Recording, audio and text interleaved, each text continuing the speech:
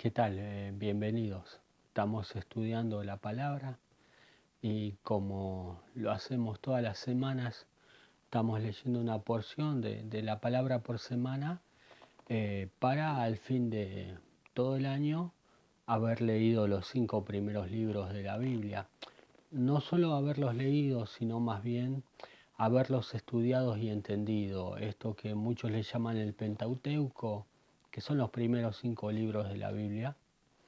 Leemos una parte por cada semana para así poder entender la base, lo que Dios nos pide y poder entender mucho más a Jesús y su obra y por qué Él hizo lo que tenía que hacer, porque cuando Él viene y dice no vine a anular la ley, sino que vine a cumplirla, y de esta manera nos dice que cosas como Él hizo, nosotros vamos a hacer aún cosas mucho más grandes. Para que el mensaje de Jesús tenga una base y esté sentado y cimentado, edificando sobre una buena base, es que leemos lo que leemos. De hecho, sin ir más lejos, es palabra de Dios y la palabra de Dios las tenemos que estudiar. Jesús dijo, escudriñad las escrituras, así que eso es lo que estamos haciendo.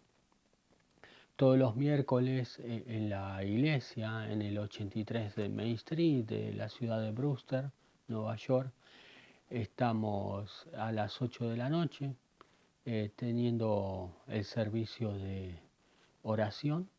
Venite, si estás por el área nos puedes visitar y estamos orando, estamos estudiando la palabra, haciendo preguntas, respondiéndolas y tratando de eh,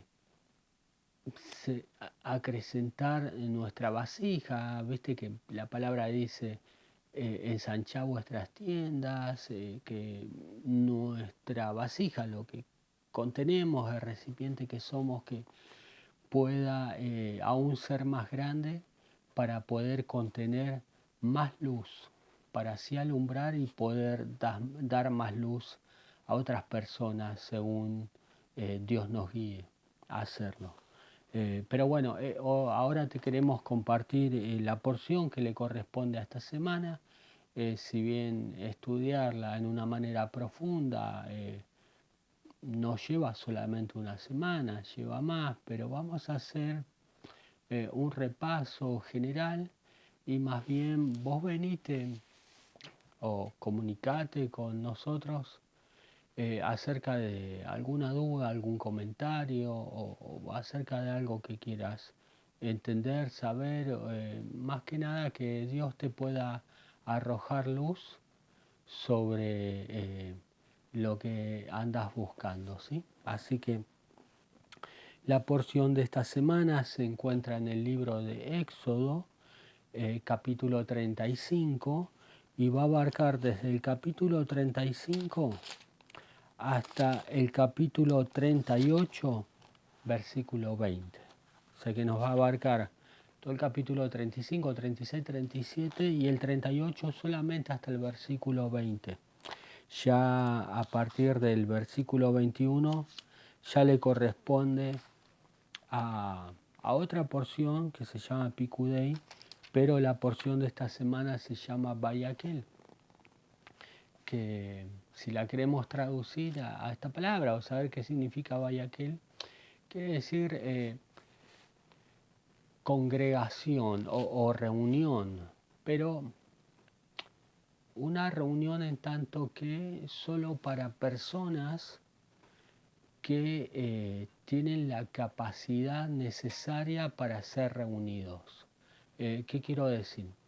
Se comenta en el primer versículo, dice, reunió Moisés a toda la congregación de los hijos de Israel y les dijo, estas son las cosas que ordenó Dios para hacerlas. Ese es el versículo 1. Entonces, de ahí desglosamos que Moisés reunió a toda la congregación de los hijos de Israel, nos dice en esta traducción. Lo que nos quiere decir es que, a ver, ubiquémonos en el marco histórico, ¿sí? El pueblo de Israel había salido de Egipto, de la esclavitud, había sido libre, con mano poderosa, con brazo extendido, nos dice la palabra. Y a través de su travesía en el desierto, tuvieron guerra contra Amalek. Después de eso renegaron porque no había agua. Después murmuraron contra Moisés. Después el agua era amarga y Dios permitió que se convierta en dulce. Después ellos querían comer carne, entonces Dios envía codornices. Después Dios envía el maná. Y este pueblo se movía por el desierto con la guía de la columna de fuego durante la noche en el desierto, donde la amplitud térmica es bastante pronunciada. De hecho, muchísimo frío en la noche y esta columna de fuego les servía no solo para alumbrarlos, sino también para calentarlos y protegerlos del frío desértico, y durante el día se transformaba en columna de nube que le servía para darle abrigo y también para guiarlos, ¿sí? Del calor del desierto. Más adelante, en la narración bíblica, vemos que el pueblo escucha la voz de Dios y tiene miedo y dice, pero ¿qué es esta cosa tan grande que escuchamos? Mejor anda vos y que Dios te hable a vos y vos nos decís a nosotros, y lo que Dios te diga que haga, nosotros vamos a hacer. Le dicen a Moisés. Dios llama a Moisés al monte Sinaí. Él sube al monte por 40 días, 40 noches. Después Dios le da aviso de que baje, porque el pueblo había hecho el becerro de oro. Y Dios le dice a Moisés que baje. Moisés baja y cuando baja ve que estaba adorando al becerro de oro. Y lo que hace Moisés es lo rompe, lo convierte en polvo, lo mezcla con el agua y se lo da de tomar al pueblo. Después le pide cuentas a Aarón y Aarón dice, bueno, el pueblo vino y me dijo que le haga un Dios porque este Moisés que lo sacó de la tierra de Egipto se está tardando mucho en venir, tal vez algo le haya pasado. Y hacen esto. Entonces Moisés rompe las tablas de la ley que le había dado Dios, le pide al pueblo y le dice, los que están del lado de Dios, véngase para este lado, se va y le pide que mate con su espada a sus hermanos, etc. Obviamente nosotros vimos de que eso que mata a los hermanos no quiere decir que en realidad maten a las personas que estaban ahí, ¿sí? Así como Abraham dijo que su mujer, cuando fueron a la tierra de Egipto, que era su hermana, está bien, la historia nos narra eso, pero lo que nos quiere decir era que la sabiduría, como nos dice después más adelante en el libro de Eclesiastés, de que la sabiduría es tu hermana, y todos los que conocen la palabra saben de qué cosas estoy hablando. Entonces, cuando nos narra esta historia de que maten a su hermano, etc., murieron 3.000 hombres, dice ahí, no quería decir que maten a una persona, lo que quería decir es que todo aquel conocimiento, aquella sabiduría que tenían ellos y que los llevaba a buscar siempre en otros algo. Es decir, este Moisés fue el que nos sacó del desierto. Y Moisés no lo sacó del desierto, el que lo sacó del desierto fue Dios. Fue a través de Moisés. Pero no fue Moisés. O sea, sí fue Moisés, pero la obra fue de Dios. Entonces ellos no reconocían, o su sabiduría o su costumbre venían de la esclavitud egipcia. Entonces no le permitía ver que ellos tenían que confiar en Dios y no tenían que confiar en las cosas o en el hombre. Venían de una idolatría de 400 años, dice la palabra, en la esclavitud de Egipto.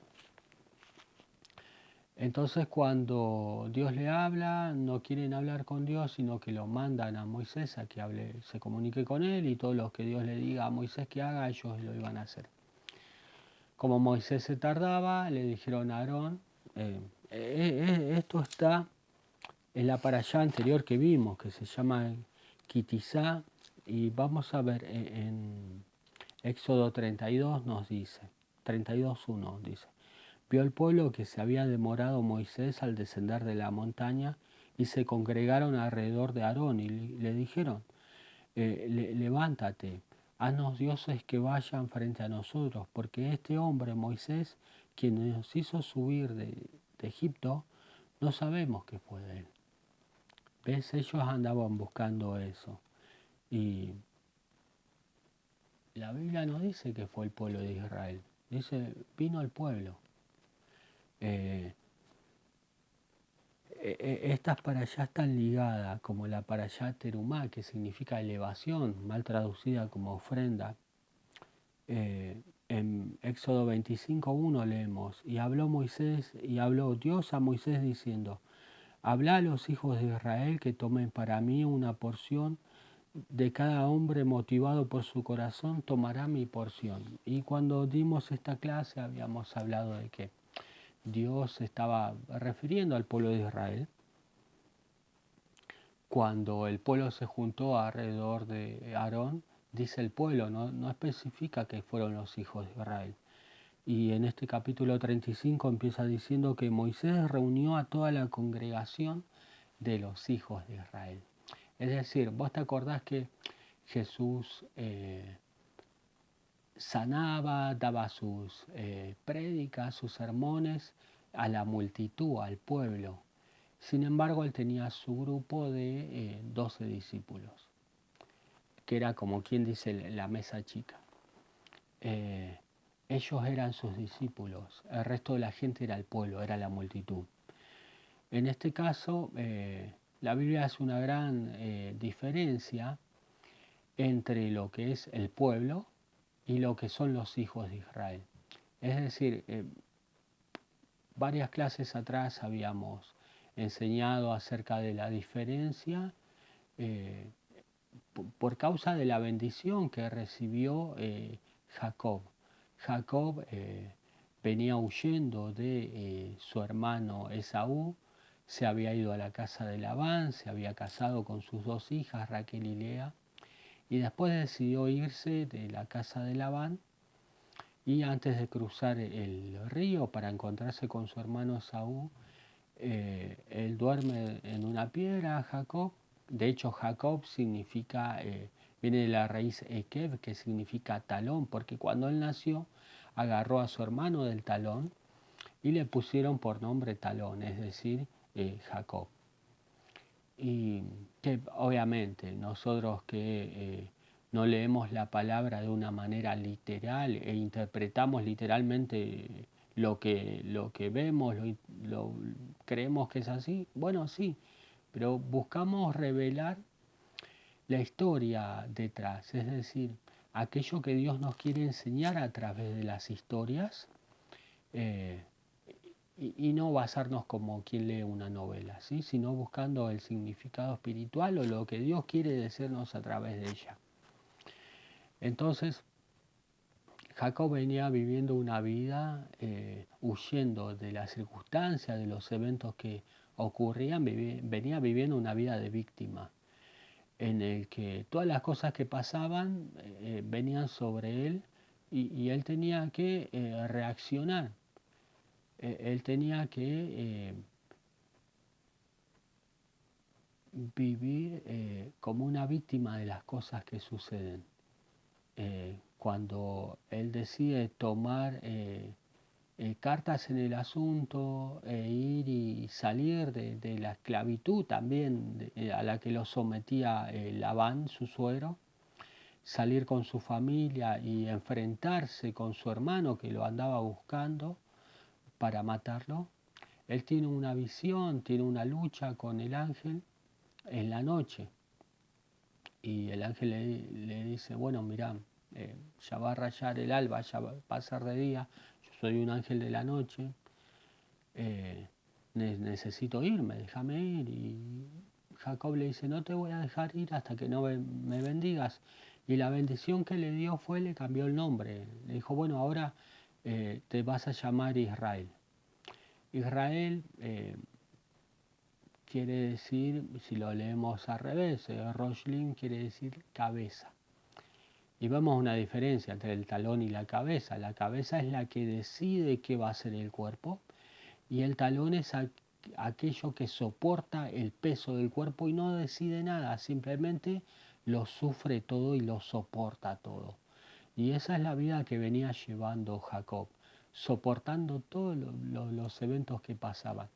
Sin embargo, como le fue cambiado el nombre, le fue cambiado su ADN espiritual. Entonces él ahora empieza a actuar y a tomar decisiones. Es decir, él pasó de ser una víctima y de echarle la culpa a las cosas que sucedían y ser reactivo a los sucesos, él pasó a ser cabeza, por eso se empezó a llamar Israel. Y él empezó a tomar decisiones y a hacer que las cosas y los eventos ocurran a causa de las decisiones que él toma. Es decir, dejó de ser víctima y empezó a hacer que las cosas ocurran. Bueno, obviamente Dios estaba con él, Dios lo guiaba y él siempre se guiaba por eso. De hecho se encuentra con su hermano y se abrazan, lloran, se perdonan, se bendicen y todo.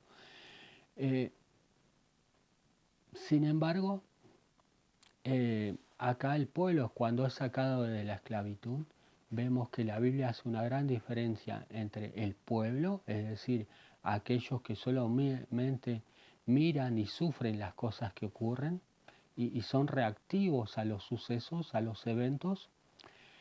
En cambio, llama pueblo de Israel o hijo de Israel a aquellos que son cabeza, a aquellos que deciden, a aquellos que no importan las circunstancias, sino que ellos están determinados a hacer que los eventos sucedan. Y a esto es lo que se trata esta porción. En el primer versículo volvemos a leer y dice, reunió Moisés a toda la congregación de los hijos de Israel. O sea, Moisés no, después de que le perdonaron el pecado del becerro de oro, etc., Moisés no reúne a todo el pueblo, todos los que estaban ahí. Moisés los que reúne son a los hijos de Israel, aquellos que toman la decisión y se hacen cargo de aquello que Dios les entregó y lo administran y están decididos a seguir un rumbo, a aquel rumbo que Dios le marque. No aquellos que reaccionan, sino aquellos que son causa, que son efecto, que la ley de causa y efecto son aquellos que deciden y que hacen que las cosas ocurran. A estos es los que Moisés estaba reuniendo. Y en esta semana quiero creer en Dios que nosotros somos parte de ellos. Somos parte de la congregación de Israel. Es decir, yo sé que la palabra no dice que somos hijos de Dios, sacerdotes, herederos, coherederos, etc.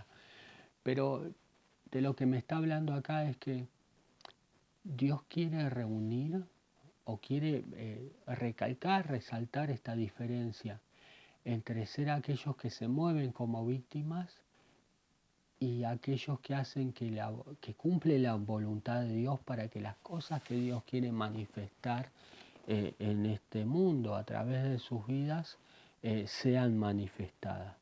Y versículo más adelante dice, versículo 5 dice, toman de ustedes una porción para Dios, todo aquel que lo motive su corazón traerá como regalo para Dios.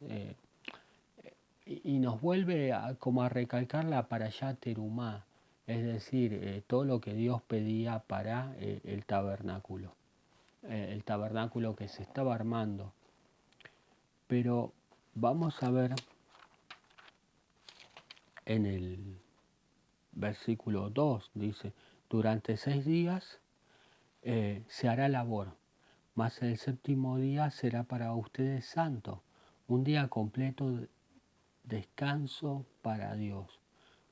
Todo aquel que haga labor morirá, dice. Eh, yo sé que muchos hablan del Shabbat, del séptimo día, y como enseñamos en la congregación, no nos está hablando acá de otras cosas, sino más bien lo que nos quiere decir es que durante 6 días vas a trabajar. Y el séptimo día dice que será un día santo, un día de completo descanso para Dios. ¿Por qué? Porque, a ver, ubiquémonos en este contexto. El pueblo de Israel había salido de la esclavitud de Egipto y estaba en la travesía del desierto, o sea, no tenían trabajo, no tenían que ir a trabajar. El trabajo que tenían es el que Dios le ordenó, y el trabajo que Dios le ordenó fue construir el tabernáculo, el templo móvil, del que hablamos semanas atrás. Semanas atrás en la Parashat Terumá Dios revela las dimensiones y las especificaciones de cómo va a ser el atrio, el lugar santo, el lugar santísimo, etc.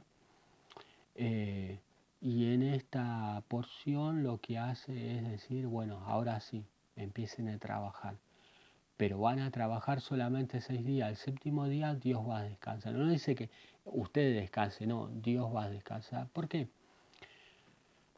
Porque al contrario de lo que siempre se enseñó, o de lo más común que fue enseñado, que vos trabajás en tu trabajo mundano, secular, y el séptimo día venís a la iglesia y honras a Dios y te dedicas a Él. No, lo que está diciendo acá la palabra es que durante 6 días vas a trabajar construyendo el tabernáculo. O sea, durante 6 días vas a construir una morada espiritual. Y en el séptimo día Dios va a venir y va a descansar, va a reposar en aquello que vos construiste. Es decir, vos durante 6 días estás edificando tu propio tabernáculo, el lugar donde Dios va a morar. Y el séptimo día vos no lo construís más, sino que lo dejás para que Dios venga y descanse en aquello que vos construiste. Es decir, vemos en la palabra que Dios dice, me van a construir un tabernáculo y yo voy a morar en ellos. Es decir, Dios no va a morar en el tabernáculo que vos construiste, en la iglesia serían los tiempos de hoy. Dios no va a morar en tu iglesia, en esas paredes. Dios va a morar en vos. O sea, construiste vos mismo tu tabernáculo durante 6 días y el séptimo día Él viene y va a morar en vos. Va a descansar en vos. Eso es lo que nos quiere decir. Más adelante vamos a ver que en el... Acá, perfecto. En el capítulo 36, sí, vamos a ver...